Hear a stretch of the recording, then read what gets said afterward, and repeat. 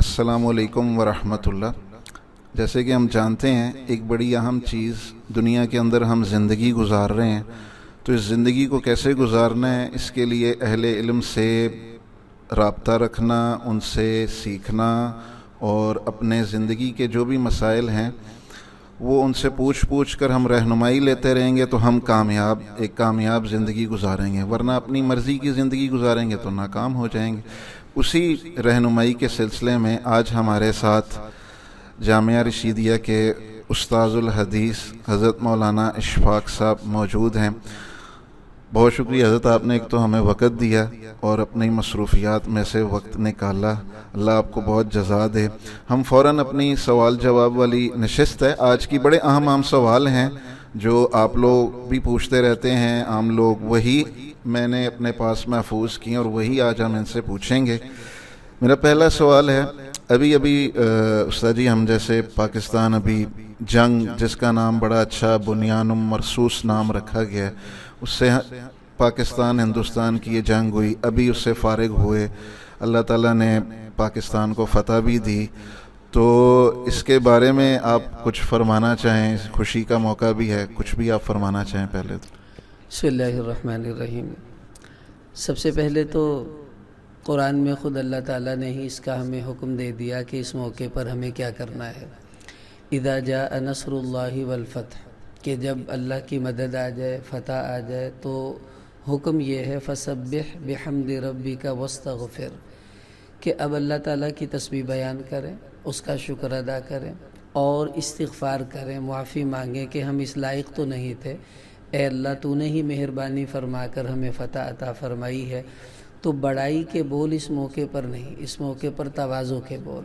حضور صلی اللہ علیہ وسلم جب مکہ فتح ہوا تو آپ کا سر جھکا ہوا تھا اونٹنی کی کوہان کے ساتھ، اور آپ یہ کہہ رہے تھے الحمدللہ الذی انجز وعدہ ونصر عبدہ وہزم الاحزاب وحدہ، کہ اس اکیلے اللہ نے ہی سب لشکروں کو شکست دی، اپنا وعدہ پورا کیا، اپنے بندے کی مدد کی، اور ہمارے ساتھ بھی یہی کچھ ہوا ہے، تو ہمیں بھی وہی جذبہ رکھنا چاہیے۔ دوسری بات یہ کہ اس بنیان مرصوص جو ہمارا آپریشن ہوا تھا، اس سے ہمارے ملک کو بہت بڑے 3 فائدے ہوئے، امت مسلمہ کو خاص طور پر۔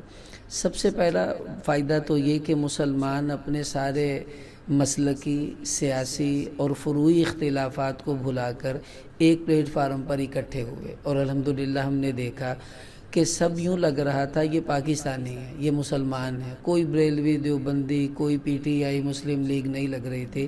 تو سب سے بڑا فائدہ تو یہ ہوا کہ اس آپریشن نے ہم سب مسلمانوں کو متحد کیا، یہ اللہ کا شکر ہے۔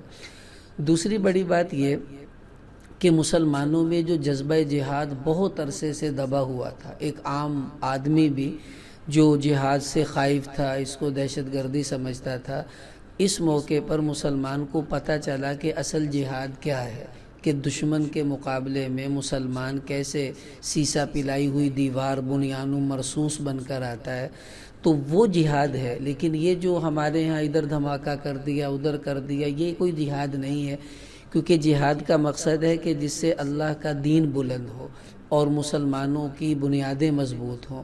لیکن یہ جو مسجدوں میں دھماکے، بازاروں میں دھماکے، اسکول کی وینوں میں دھماکے، یہ کوئی جہاد نہیں ہے، اس سے اسلام کو کوئی فائدہ نہیں ہو رہا ہے، نہ مسلمانوں کو کوئی فائدہ ہو رہا ہے۔ تو یہ جذبہ جہاد کی حقیقی تصویر کھل کر سامنے آئی۔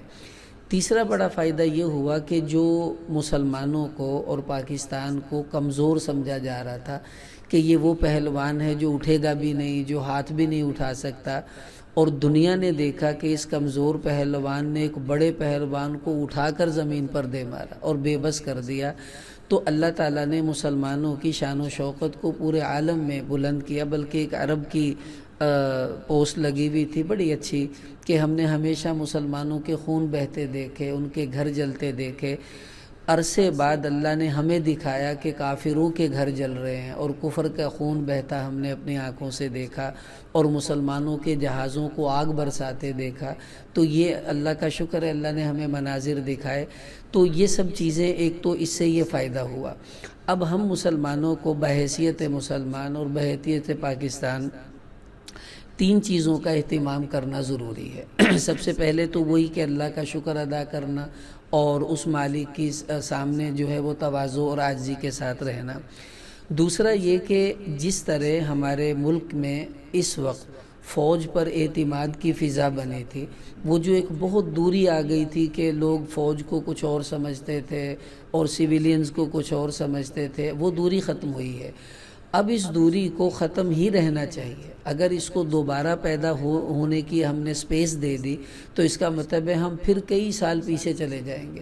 ہم نے بہت سالوں کا گیپ اس تھوڑے سے وقت میں جو ہے وہ اس کو پر کر لیا ہے۔ تو ایک تو فوج اور عوام کا خلا اب یہ ختم ہو گیا تھا اور وہ ختم ہی رہنا چاہیے، یہ ہماری ذمہ داری ہے۔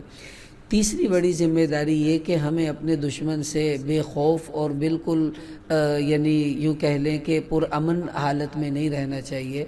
ہر وقت جس طرح فوج الرٹ ہے ہمیں بھی الرٹ رہنا چاہیے۔ اب ہماری ذمہ داری بحیثیت شہری کیا ہے کہ ہم لوگ ایک تو فرسٹ ایڈ کی ٹریننگ لیں، جیسا کہ یہ ہمارے 1122 والے دیتے ہیں، یا اور بھی کوئی ایسی ٹریننگ کہ جس میں ہمیں پتہ چلے زخمیوں کو ابتدائی طبی امداد کیسے دیں۔ مثلا کل کوئی خدا نخواستہ جنگ لگتی ہے اور میرے دائیں بائیں زخمی لوگ ہیں تو مجھے پتہ ہونا چاہیے ان کو کیسے ٹریٹ کرنا ہے۔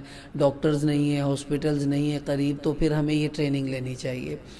دوسرا یہ کہ ہمیں وہ جو ایک ٹریننگ پہلے تو کالجوں میں NCC کی ٹریننگ ہوتی تھی، فوجی ٹریننگ جس کو ہے، تو وہ چلے، اب وہ نئی ترتیب تو ہمیں اپنا جس کو سول ڈیفنس کی ٹریننگ کہتے ہیں وہ لینی چاہیے کہ چھوٹا موٹا ہتھیار چلانا، چھوٹا موٹا ڈیفنس کا طریقہ ہمیں معلوم ہونا چاہیے۔ تو یہ ہر مسلمان شہری کو اس کو اپنا فریضہ سمجھنا چاہیے، اور اسلام کا بھی یہ حکم ہے۔ صحابہ کرام میں خواتین یہ کام کیا کرتی تھی فرسٹ ایڈ والا، اور وہ سنبھالتی تھی زخمیوں کو، ان کو دوا دیتی تھی، پٹیاں کرتی تھیں۔ یعنی اگر وہ خواتین صحابیات یہ ٹریننگ لے کر یہ سب کام کر سکتی ہیں تو ہم تو مرد ہیں، مردوں کو تو اور زیادہ اس میں آگے ہونا چاہیے۔ تو یہ میرے ذہن میں جو باتیں تھیں میں نے عرض کر دی کہ بحیثیت پاکستانی اور مسلمان یہ ہماری ذمہ داریاں ہیں، ہمیں ان کو نبھانا چاہیے۔